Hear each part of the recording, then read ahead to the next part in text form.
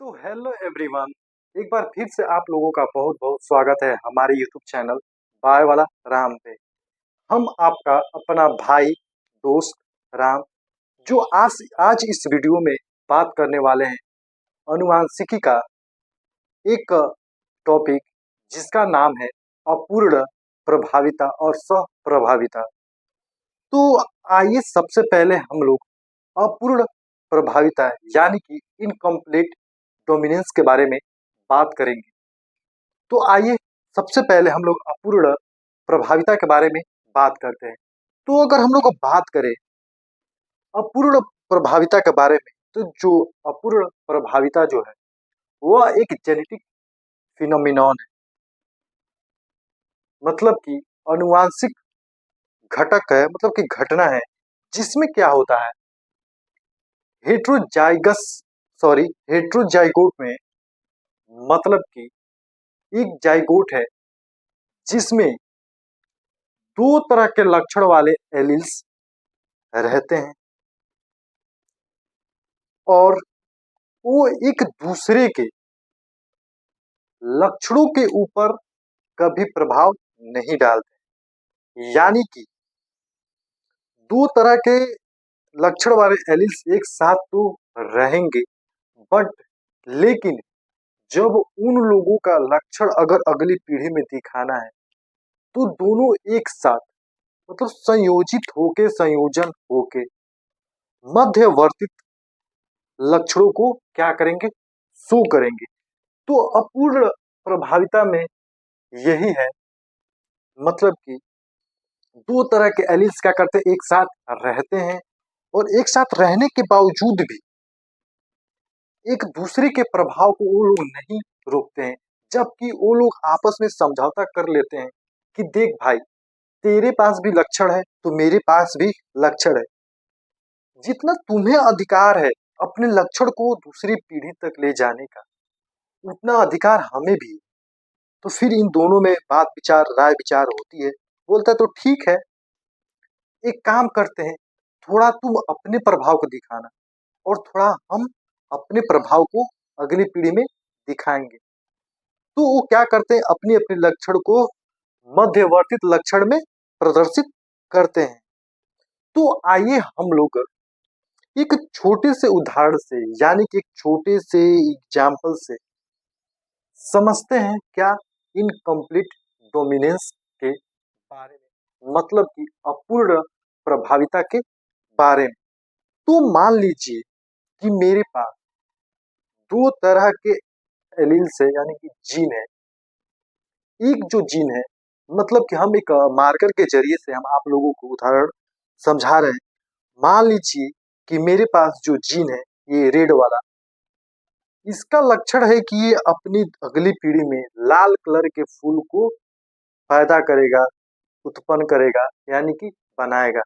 ये जो मेरी दूसरी एलील्स है, मेरी दूसरी जो जीन है, इसका ये लक्षण है कि ये अपनी व्हाइट कलर का व्हाइट लक्षण वाला क्या है मेरे पास जीन है। इसका जो करेक्टर है, इसका लक्षण है कि ये अपनी नेक्स्ट पीढ़ी में व्हाइट कलर का क्या बनाएगा, फूल बनाएगा। ये दोनों लोग हेट्रोजाइगोट कंडीशन में रहते हैं और क्या करते हैं, एक दूसरे से बात करते हैं और आपस में संयोजित होके ये लोग एक नए लक्षण का प्रदर्शित करते हैं, एक नए लक्षण को बनाते हैं, जिससे ये दोनों लोग आपस में संयोजित होकर एक नए तरह के लक्षण का उत्पन्न करते हैं। जैसे कि अगर व्हाइट और क्या रेड आपस में संयोजित हो जाएंगे तो उनके अगले वाली पीढ़ी में जो फूल प्राप्त होगी वो पिंक प्राप्त होगी। तो आइए एक छोटे से एग्जाम्पल से हम लोग इसके बारे में जानते हैं। तो हमने इस एग्जाम्पल को देखने के लिए दो तरह के फूल लिए। एक जो फूल लिए लाल फूल लिया, जिसको हम लोग कैपिटल आर और कैपिटल आर से डिनोट किया है, और दूसरा जो फूल लिया है वो हम लोगों ने सफेद फूल लिया है, जिसको हम लोग स्मॉल आर और स्मॉल आर से डिनोट किया है। इसमें हम लोग देखेंगे कि जो एफएन जनरेशन में मिलने वाली जो पीढ़ी है वो कैपिटल आर और स्मॉल आर मिलते हैं, यानी कि गुलाबी पुष्प हमें प्राप्त होती है जब हम लोग एफएन जनरेशन का पॉलिनेशन कराते हैं, क्रॉस करवाते हैं, तो तब हमको क्या मिलता है, तब हमको यहाँ पे 1:2:1 का जीनोटाइप और फिनोटाइप F2 जनरेशन में देखने को मिलता है। यानी कि हम लोगों को यहाँ पे एक लाल और 2 गुलाबी और एक सफेद क्या F2 जनरेशन में प्राप्त होता है, जिसका रेशियो 1:2:1 होता है। यानी कि हम लोग इनकम्प्लीट डोमिनेंस से यही समझते हैं कि दो लक्षण वाले जीन एक साथ रहते हुए भी क्या करते हैं, एक दूसरे के लक्षण को नहीं रोकते, नहीं टोकते। वो दोनों लोग क्या करते हैं, आपस में समझौता करके, आपस में बात करके क्या करते हैं, एक दूसरे के लक्षणों को दूसरी पीढ़ी में एक साथ शो करते हैं, दिखाते हैं। जैसे कि हम लोग एग्जाम्पल में देखें कि सफेद फूल और लाल फूल आपस में मिलके नेक्स्ट जनरेशन में गुलाबी फूल क्या किए, अपना प्रदर्शित किए। तो हम लोगों ने यहाँ पे इनकम्प्लीट डोमिनेंस को समझा। तो आइए अब चलते हैं अगले टॉपिक पे। तो अगर हम लोग बात करें स्वप्रभाविता के बारे में, यानी कि को डोमिनेंस के बारे में, तो जो को डोमिनेंस है वह भी एक अनुवांशिक घटना है, यानी कि जेनेटिक फिनोमिनॉन है। इसमें क्या होता है, इसमें जो हेट्रोजाइगोट होते हैं उनमें दो तरह के, मतलब दो तरह के लक्षण वाले एलील्स होते हैं। यानी कि विषमक युग्मजी में, यानी कि हेट्रोजाइगोट में क्या होते हैं, दो तरह के एलील्स होते हैं, मतलब कि दो लक्षण वाले एलील्स होते हैं, जिसमें हम लोग युग्म विकल्पी रूप बोलते हैं, एलील्स बोलते हैं। इसमें क्या होता है, जब इन दोनों का अपना लक्षण को दिखाना होता है, किसमें, अगले पीढ़ी में, अगले जनरेशन में, तो वह क्या करते हैं, समान रूप से अपने आप को अगले पीढ़ी में अभिव्यक्त करते हैं, अपने अगले पीढ़ी में अपने आप को शो करते हैं। यानी कि जो ए होता है वो बी, दोनों लोग एक साथ एक समान रूप से अगली पीढ़ी में अपने आप को दिखाते हैं, शो करते हैं। मान लीजिए कि दो मित्र हैं, एक जय है, एक वीरू है। ये लोग क्या करते हैं, इन दोनों के पास एक अलग अलग लक्षण होते हैं।